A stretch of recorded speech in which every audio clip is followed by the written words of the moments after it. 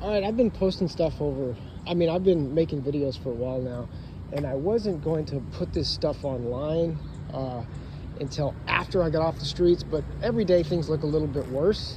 And I don't know if I'm gonna end up dead or in jail or one of the two. So I'm just gonna go ahead and put the stuff online, but I wanna start at the very beginning. So if you find yourself homeless, you can't figure out why, you have people messing with your electronics, people are messing with your mind, you jump to all these conclusions trying to figure out what happens or what's happening. Maybe under duress, you post some stuff on Facebook.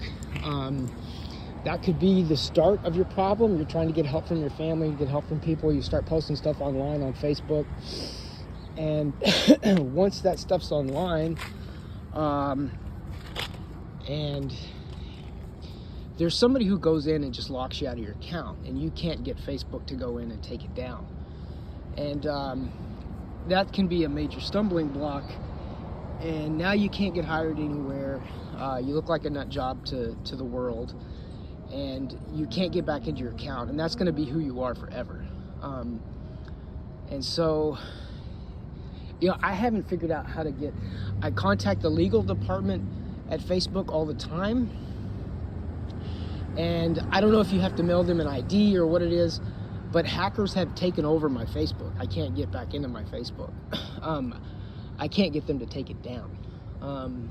So if that's the case and you're where I am, and this is basically all your belongings, and you cannot afford the lawyers, literally changing your name might be your only option. You may just have to change your name. I don't know how it goes about getting a new social security number and all that kind of stuff, but that stuff's online. That's who you are. That's what everybody's going to see. And once you're locked out, you're locked out. And if you change your phone, because often you're ran to the point where you have no resources, and your phone gets shut off all the time, and that stuff sits online, and everybody can find it, and you're searchable, then it becomes a point where you can't find work. And if people want to know who you are, they just look you up on Facebook, and then they see all this crazy stuff that you put online, and that defines you for the rest. So then after that, you kind of keep going down and down and down and down. And then if I could have gone back, I would have done things so differently than I am now. First of all, I would have never, ever in my wildest dreams ever told anybody I had a drinking problem. Never admitted it to anybody. Though I'm not drinking and I haven't in a long time. I've dabbled in drugs, as most young people do. I haven't done that in many, many years.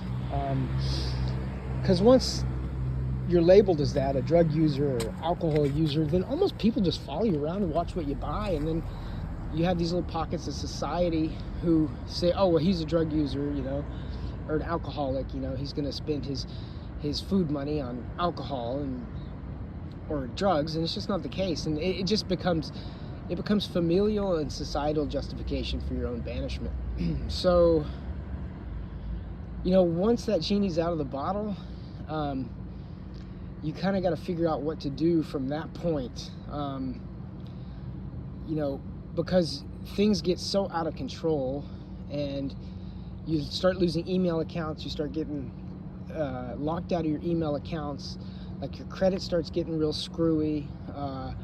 You have to you end up changing phone numbers all the time because you can't pay the phone bill.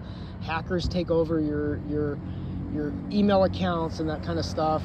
Hackers take over your Facebook accounts, and you can't get in and take it down, and Facebook won't take it down. And I don't have the lawyers to get them to take it down. But anyway, I've been on the streets.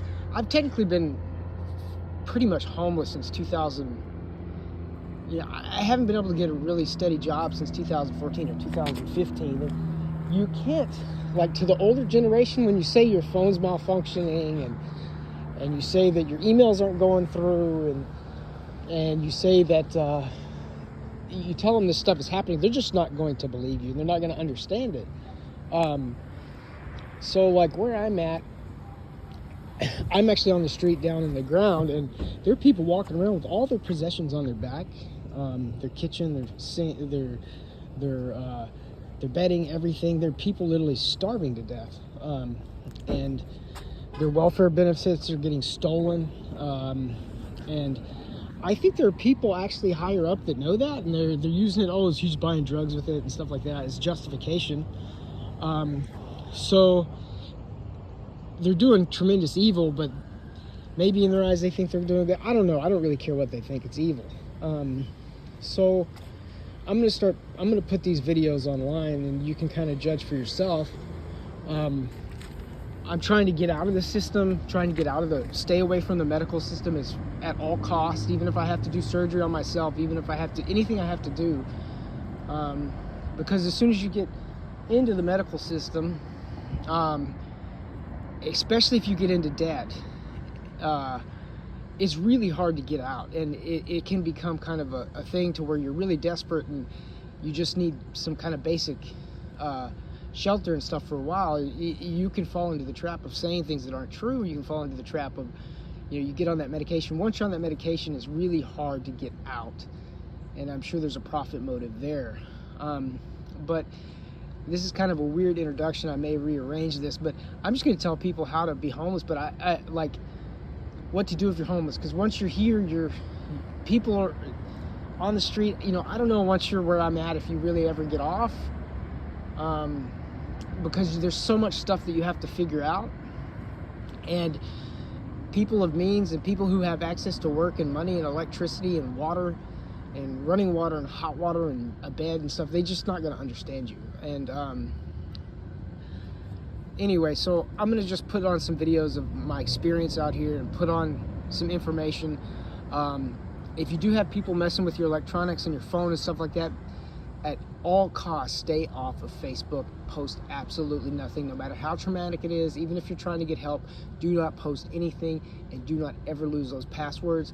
And if somebody locks you out, your first priority is to get that stuff down. And if you can't, you're going to have to change your name.